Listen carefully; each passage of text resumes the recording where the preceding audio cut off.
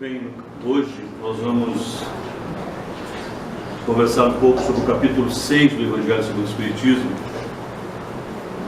que fala do Cristo Consolador. Eu vou ler um trechinho de Mateus e depois a gente conversa um pouco. Vinde a mim, todos vós que estáis aflitos e sobrecarregados, que eu vos aliviarei. Tomai sobre vós o meu jugo e aprendei comigo, que sou brando e humilde de coração, e achareis repouso para as vossas almas, pois é suave o meu jugo e leve o meu fardo. Se nós buscarmos no Evangelho segundo o Espiritismo, nos capítulos que antecederam a este, nós vamos ver como Kardec, na sua sabedoria professoral, foi construindo, pegando dos evangelistas as passagens de Jesus e construindo um roteiro para que nós pudéssemos, aos poucos, ir absorvendo os ensinamentos de Jesus. Jesus disse lá, se a gente pegar no Evangelho segundo o Espiritismo, no capítulo 1, não vim destruir a lei. O que o mestre queria nos dizer? Ele não veio destruir as leis dos homens. Ele veio dar cumprimento às leis divinas. Esse era o objetivo. E esse era a colocação do primeiro capítulo do Evangelho segundo o Espiritismo. Para que a gente comece a entender que a presença do mestre aqui entre nós tinha um objetivo: nos ensinar a amar, aprendendo as leis divinas e não as leis humanas que mudam de acordo com o tempo, com a necessidade da sociedade, mas as leis divinas são imutáveis. E as leis divinas falam ao espírito, não falam à materialidade. Aí no capítulo 2, Kardec nos relata uma outra passagem que Jesus diz: meu reino não é deste mundo. Mas de que mundo então falava Jesus? Fala do mundo maior, do mundo espiritual, que é onde é a nossa morada. Este mundo em que estamos e outros que já estivemos são passagens para o nosso aprendizado, são escolas para o nosso aprendizado de como amar. Só para isso. No capítulo 3, Kardec pegou uma passagem em que Jesus diz: há muitas moradas na casa do meu Pai. E aí nós podemos interpretar essa passagem, esse capítulo, das mais diversas maneiras. Alguns interpretam das moradas dos planetas que existem no universo. Sim, também. Mas Jesus falava ao Espírito. Jesus dizia que há muitas moradas na casa do meu Pai. A morada que nós estamos construindo espiritualmente. Neste mesmo planeta que nós estamos, que é um planeta hoje ainda de provas e expiações, nós temos pessoas que vivem como se vivessem no umbral, como se vivessem em planos superiores, por mais difícil que sejam as circunstâncias aonde eles estão inseridos.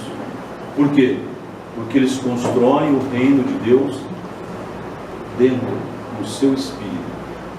E nós temos diversos exemplos disso. Podemos buscar aí nos nomes mais conhecidos. Se nós buscarmos um Chico Xavier, o Chico Xavier precisava de conforto material, de riqueza, de posses, do carro do ano, de um apartamento com piscina ou sei lá mais o que.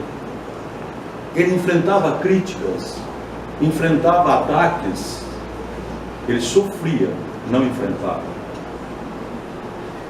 E vivia, quem conheceu o Chico, numa paz que se expandia dele para quem dele se aproximava.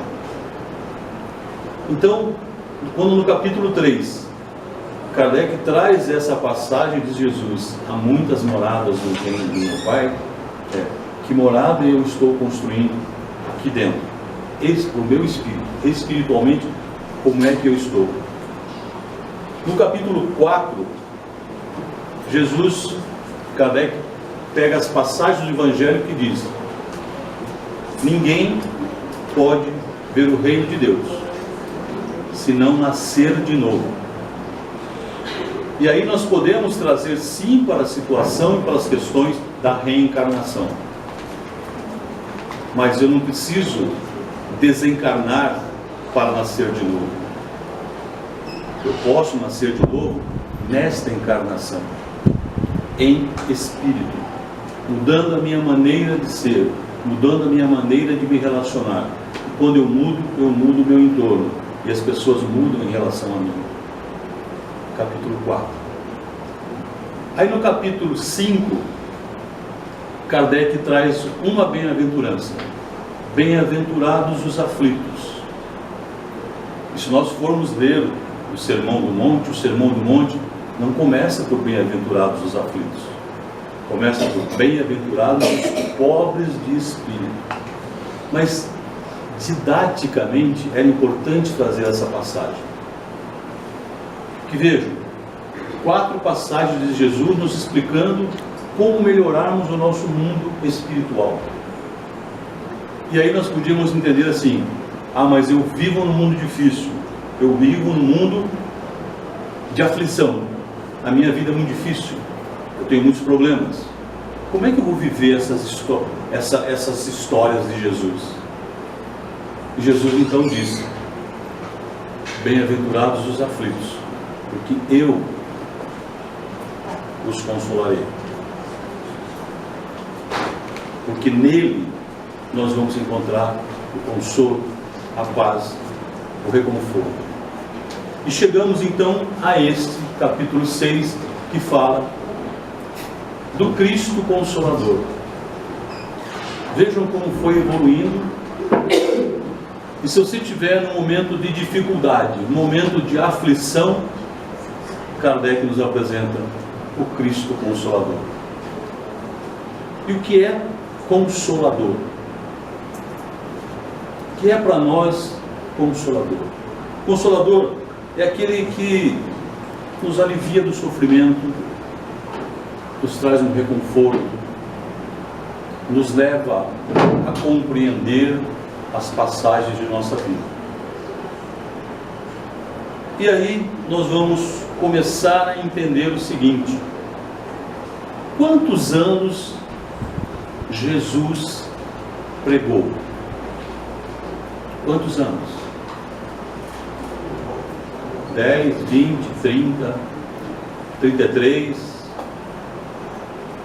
Jesus pregou 3 anos, da idade de 30 à idade de 33.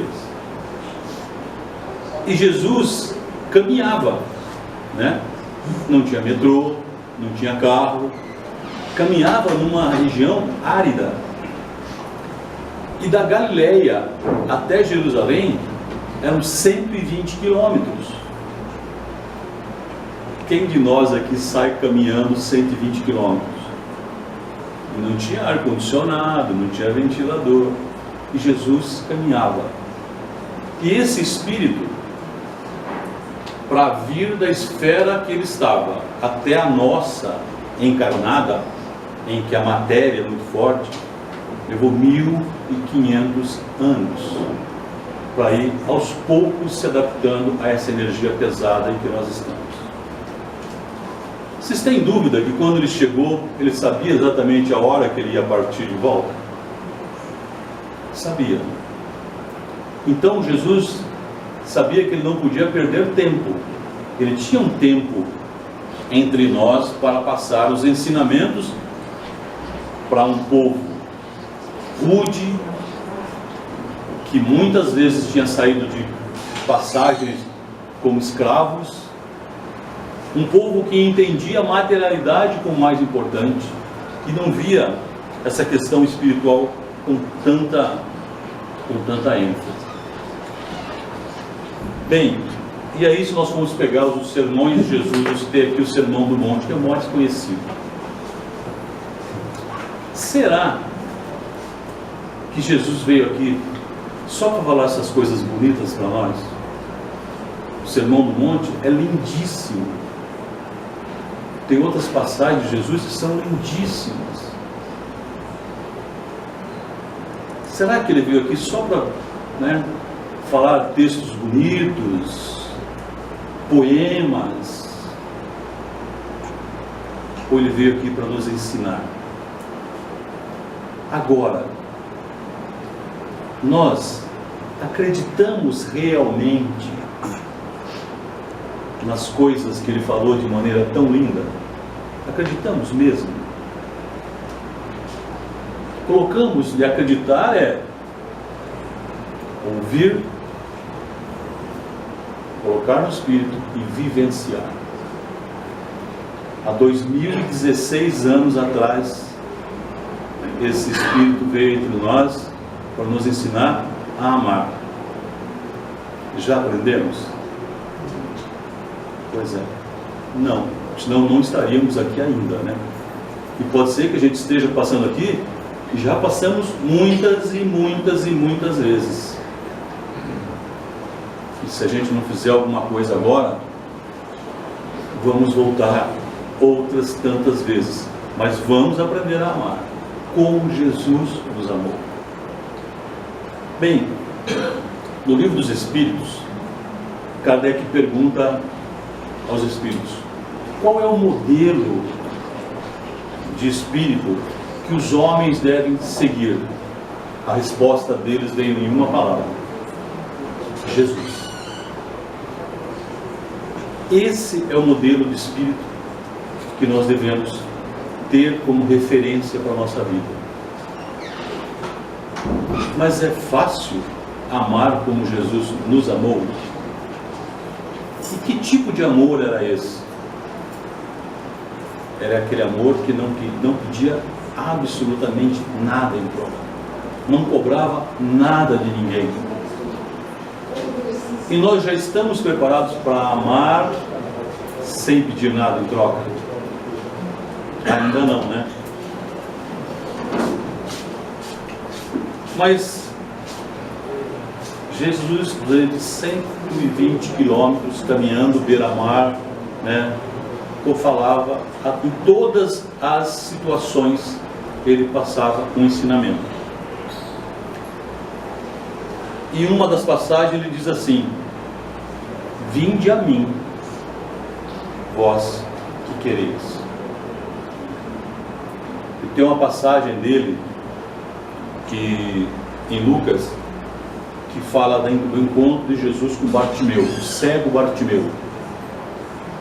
Jesus, por onde ele passava, multidões andavam junto com ele. E esse cego, quando Palio Preto 6920 está na porta de alguém.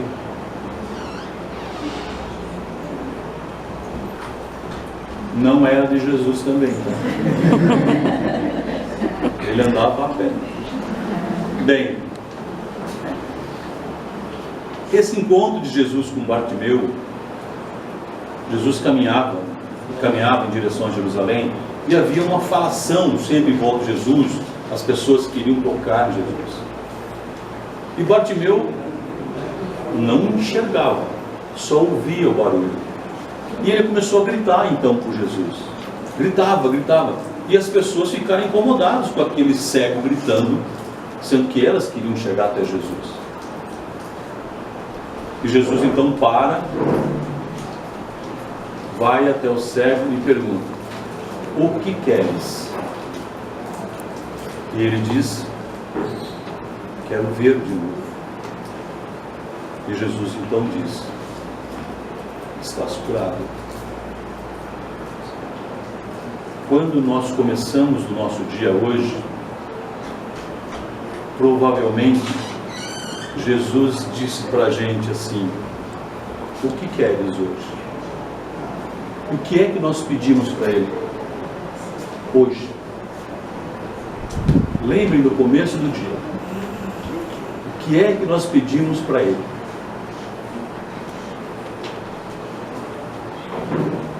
E Ele vai sempre dizer: vinde a mim, e eu o atenderei. E nós vamos até Ele? Ou só vamos até Ele quando estamos passando por momentos difíceis? Será que nós começamos o dia hoje dizendo, quando Jesus perguntou para a gente assim: o que queres? Eu falei para ele: Jesus, me dá a oportunidade de hoje de praticar o amor ao próximo, de praticar o perdão. Será que eu pedi isso para ele? Pois é. Mas mesmo eu não pedindo, Ele colocou no nosso caminho muitas oportunidades hoje de praticar o amor ao próximo, de praticar o perdão. E aí, essa passagem nos leva à passagem lá de Mateus, em que Jesus diz: o jugo comigo é leve, né? O seu fardo será mais leve se estiveres comigo. Nós acreditamos mesmo nisso? Quando nós estamos passando por um momento difícil, uma doença mais grave, ou uma doença que seja, uma dificuldade financeira, a perda de alguém, será que eu tenho aqui dentro que, como Jesus, esse fardo fica mais leve? Será que alivia? Mas alivia como? Como é que você tem essa certeza? Se você tem realmente essa certeza, se você passou ou está passando por uma situação assim, o que você tem é muito mais do que certeza. O que você tem é fé. Porque a certeza, hoje eu tenho certeza, daqui a pouco eu não tenho mais certeza. Fé é inabalável. E se eu tiver fé que com Jesus, essa dificuldade que eu estou passando, eu vou entender, vou buscar a compreensão, e o fardo vai ficar um pouco mais leve, talvez a minha caminhada também se torne mais leve. E não dá para a gente comparar a dor de um com a dor do outro. Porque às vezes a gente se coloca e diz assim: você está falando isso, mas você não sabe o que eu estou passando. Quem disse que a sua dor é maior do que a dor do próximo? Quem é que te colocou isso? Né? Quem, como dizia, tem uma passagem diz que quem disse que a sua ferida na perna dói mais do que a unha encravada do outro? Você não está sentindo a dor do outro. Cada um de nós nesta jornada está carregando aquilo que necessita para evoluir, para fazer os resgates, para fazer as nossas expiações, mas para evoluir, aprendendo a amar. Eu vou contar uma história para vocês, simples, singela, mas que exemplifica essa questão do fardo. Dois burrinhos se encontraram na estrada. Um burrinho tinha o rabo liso e outro burrinho tinha uma marca branca na testa. Só para a gente saber quem era um, quem é outro, e a gente não se confundir. Aquele que tinha o rabo liso trazia nas costas 5 fardos de sal, pesadíssimos. O outro também tinha fardos e fardos nas costas, o de testa branca. E o de testa branca pergunta então para o de rabinho pelado: como é que ele vai? Como é que vai a vida? Ele fala assim: nossa, minha vida é terrível, olha a carga de sal que eu estou carregando, isso aqui é todo dia, eu estou com essa carga, você não sabe o que é que eu sofro. E você? Olha, eu tenho uns dias. O de testa branca respondeu: que o fardo é mais pesado, mas tem dia que é mais leve. Hoje, por exemplo, eu estou carregando aqui esse fardo enorme de esponja. Aí aquele do rabinho pelado que estava com aquela carga de sal falou para ele assim: pô, troca esse fardo comigo, meu. Pô, tamo junto, ajuda eu aí, cara. Ajuda aí, você tá numa vida boa, eu tô aqui sofrendo. O outro não se fez jogado. Não, nós somos amigos, vou trocar. Trocaram os fardos e seguiram o caminho. E aí aquele que ficou com as esponjas, o do rabinho pelado, começou a falar: pô, tá sofrendo, né? Você viu como é que eu sofria? Olha o que é um sofrimento. E foram caminhando. Chegaram à frente, tinha um rio para atravessar. Aquele que estava com o fardo de sal nas costas não se fez rogado, entrou para atravessar o rio. E conforme a água passava, o sal ia saindo e o fardo ia ficando mais leve. Ia ficando mais leve e ele atravessou. O outro, o de rabinho pelado, que estava com aquela fardo leve, não teve dúvida, entrou. A esponja encharcou e ele afundou e acabou se afogando. Essa historinha é para a gente pensar que às vezes o nosso fardo pode parecer muito pesado, mas quando ali na frente a gente compreendeu o porquê daquilo, a gente vai saber que não era tão pesado assim, que era para o nosso bem, que a gente precisava daquilo. E às vezes o dia nos parece muito pesado, né?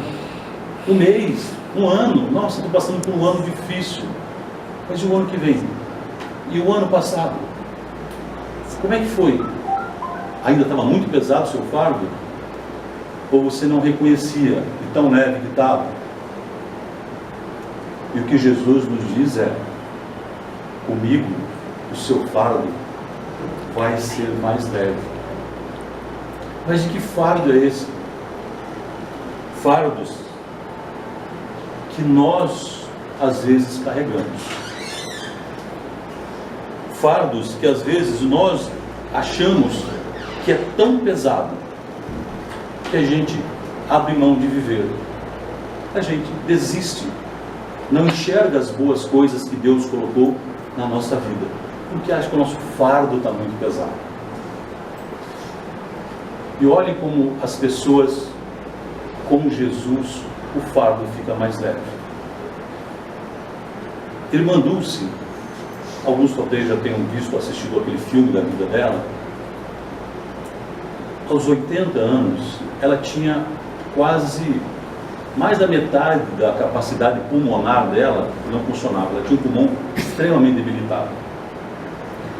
E ela subia as ladeiras de Salvador em busca de doações para os seus doentes. E enfrentava todo tipo de resistência, de agressão. Eu já contei, mas repito, que certa vez ela foi pedir uma doação para um comerciante, e o comerciante cuspiu na mão dela. Ela olhou para aquilo, limpou na roupa e disse: esse era para mim, agora dá alguma coisa para os meus doentes.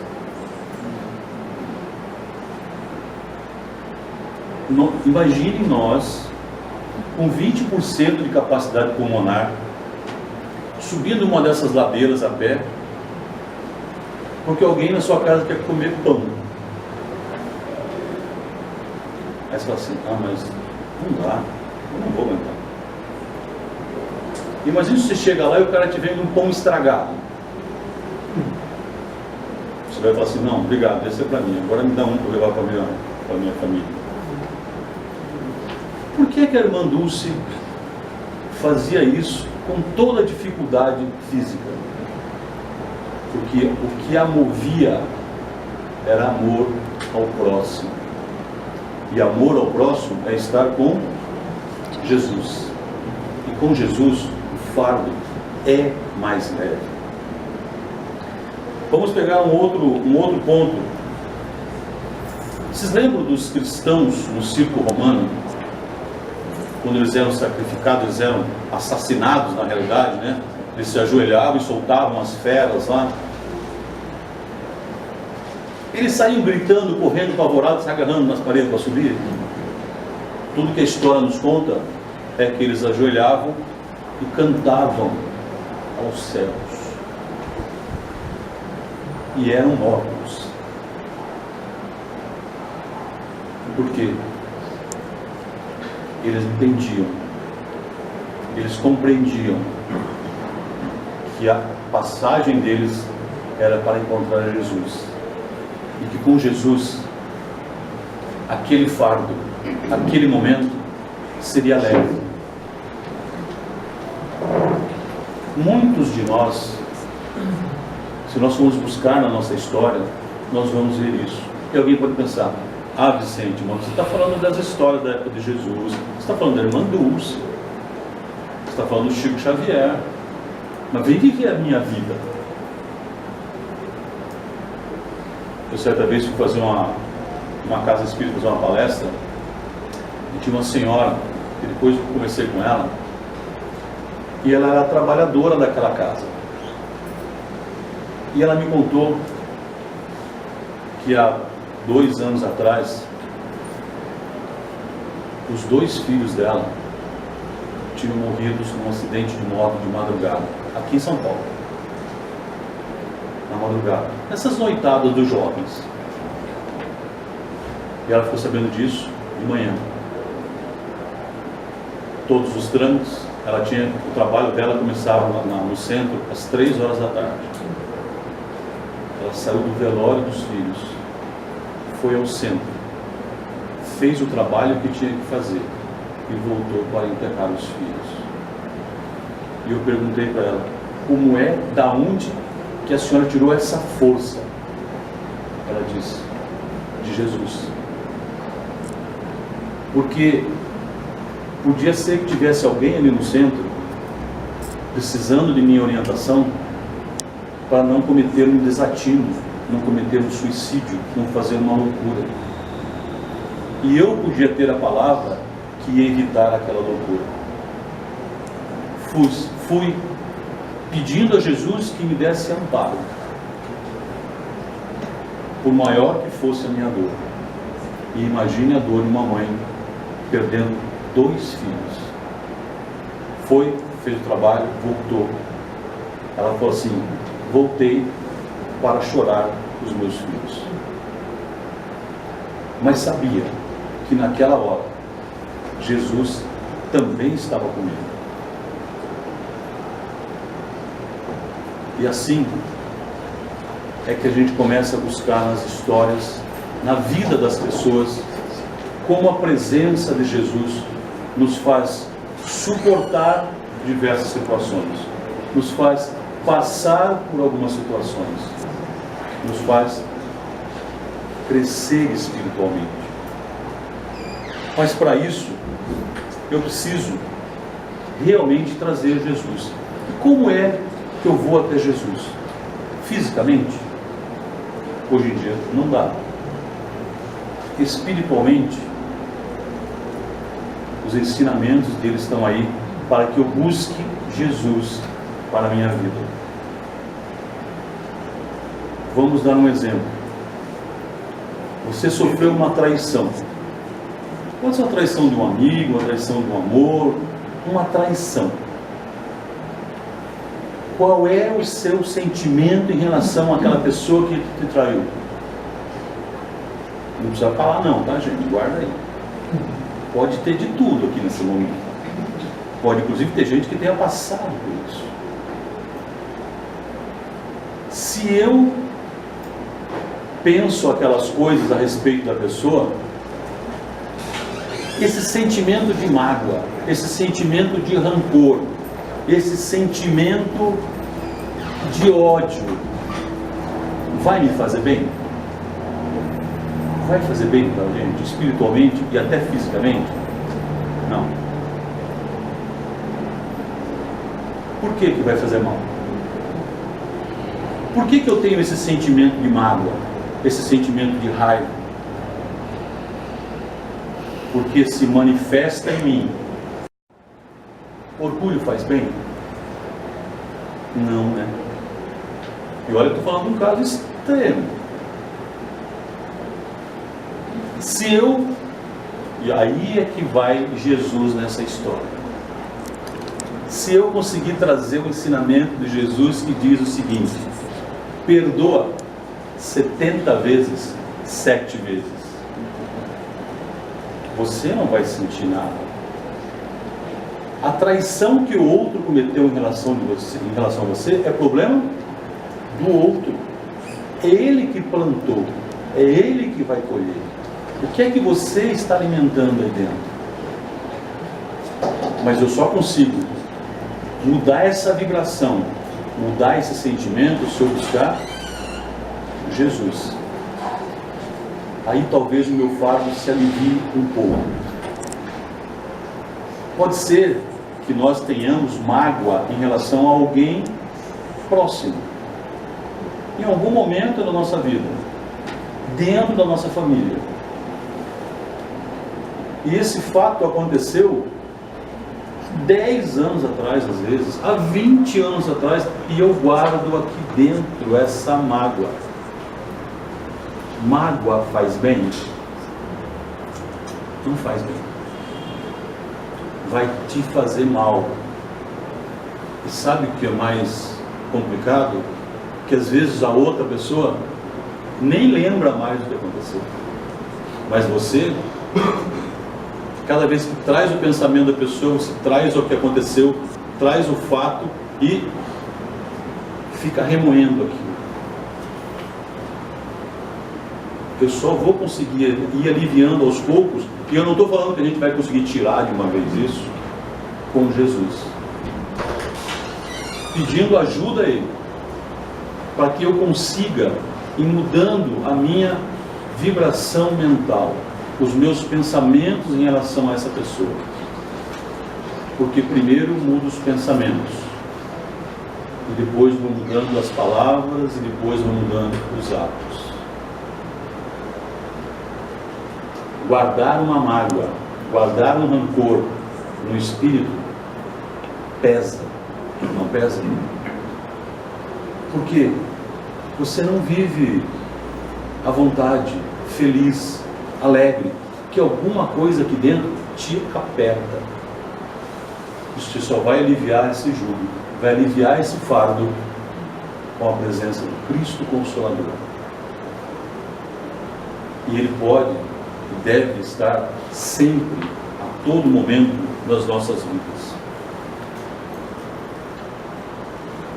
Então, essa nossa doutrina, o Espiritismo, ele vem trazer luz sobre os ensinamentos de Jesus.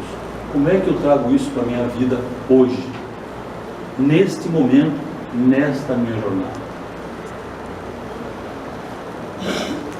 Se eu ainda tenho alguma coisa que está pesando, que está tornando a minha caminhada difícil, conversa com Ele, pede ajuda a Ele.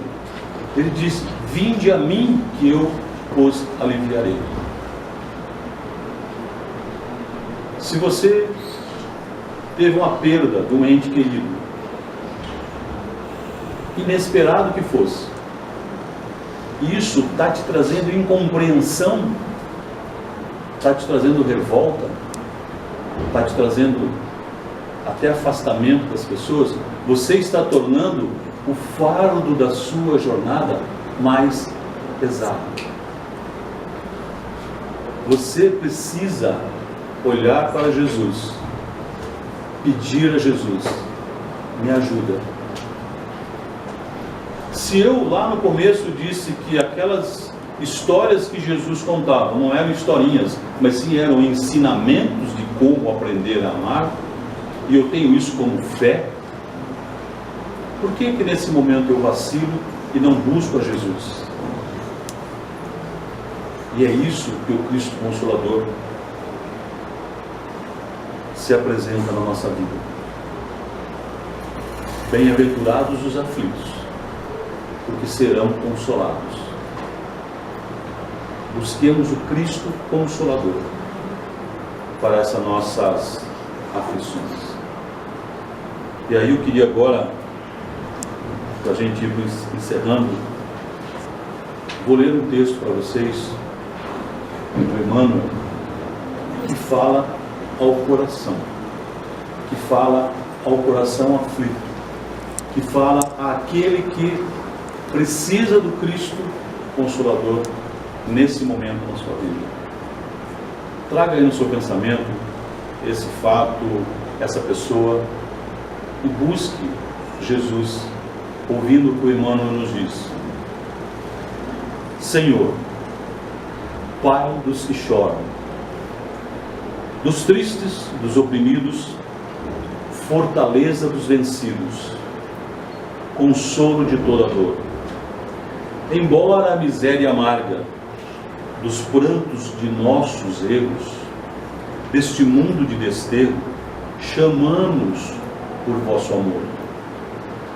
Nas aflições do caminho, na noite mais tormentosa, vossa fonte generosa é o bem que não secará.